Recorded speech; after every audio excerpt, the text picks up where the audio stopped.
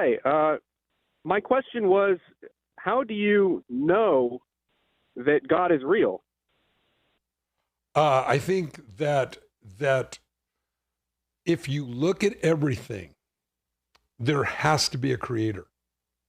And here's why. A building says there's an architect and builders. A car says there's a factory and parts that fit close together.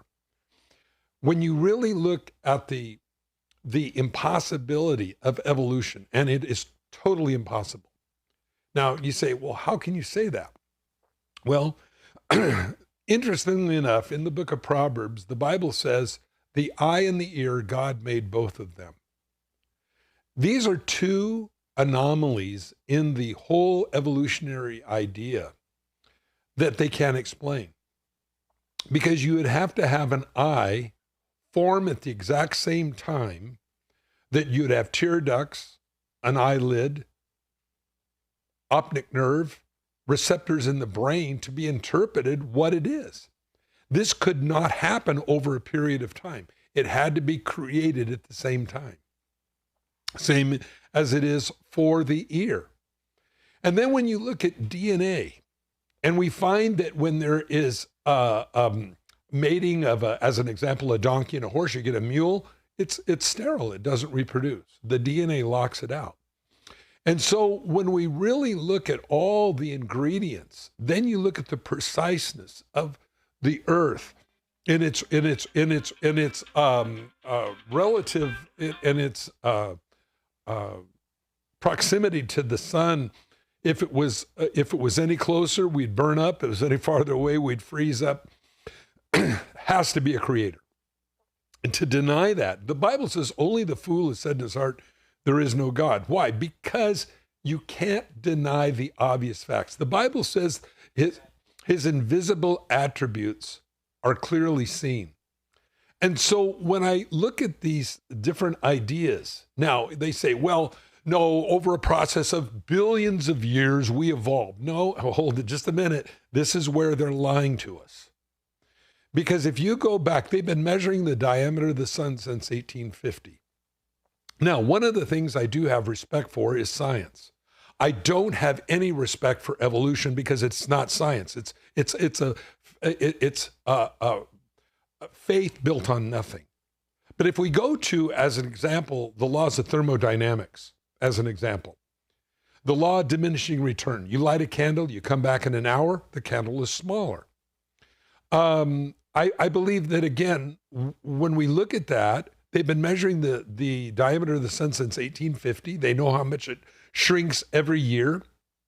If you go back the billions of years they need for evolution, you got the diameter of the sun out by Jupiter. So it's impossible. And this is one of the things they don't tell you.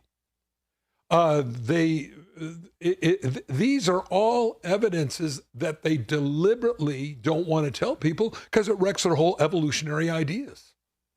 And so evolution is not a science. It's a faith based on nothing.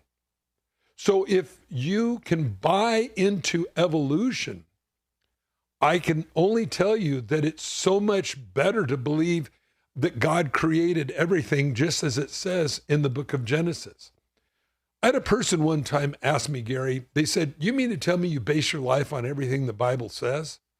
And I said, well, by the nature of your question, you base your life on something. What do you base your life on?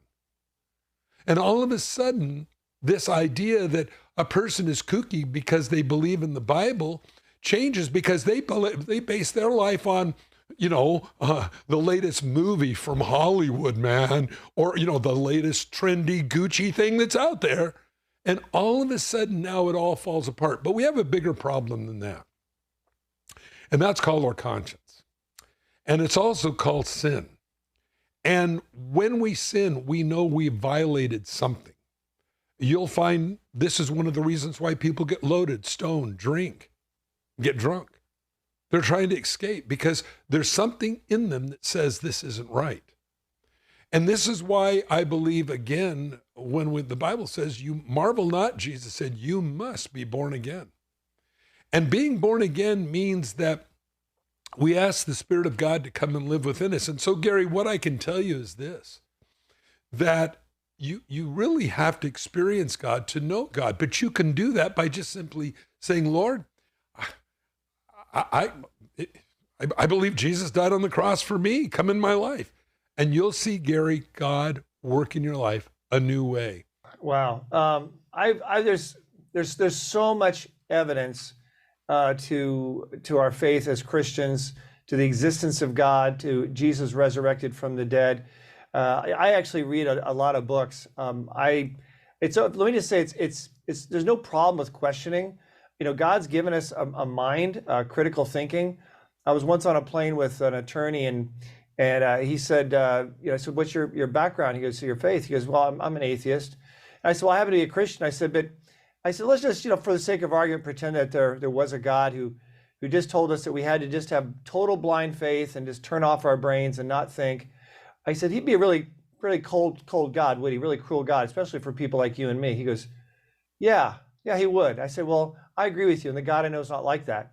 He's given us a mind to critically think and to ask questions. I seek truth. And the more I seek, the more I find. And that's one of the exciting things about Christianity and Jesus Christ is he never once wants us to turn off our minds. He wants us to instead to seek, and we will find. There's some great apologetic books out there. One of my favorite is I Don't Have Enough Faith to Be an Atheist. That's a great one. Another one is Cold Case Christianity. Excellent book. It's written from like an evidentiary perspective of Jesus risen from the dead. Then C.S. Lewis has Mere Christianity, which from a philosophical perspective is an excellent book. So there's a lot of great stuff out there. The key, though, is to seek, and to seek with a heart that's willing to face the truth, and whatever that truth may be, which, as I know firsthand, is the forgiveness and redemption and a new life through faith in Jesus Christ. But that's something that you're going to need to seek. People like Mike just said, people who like the sin in their life, they don't want to change. They don't want to know truth. They don't want to seek. But if you seek, you will find. And there's so much more evidence now supporting the existence of God and the resurrection of Jesus from the dead today than there has ever been in history. And I think it's exciting to look at that evidence.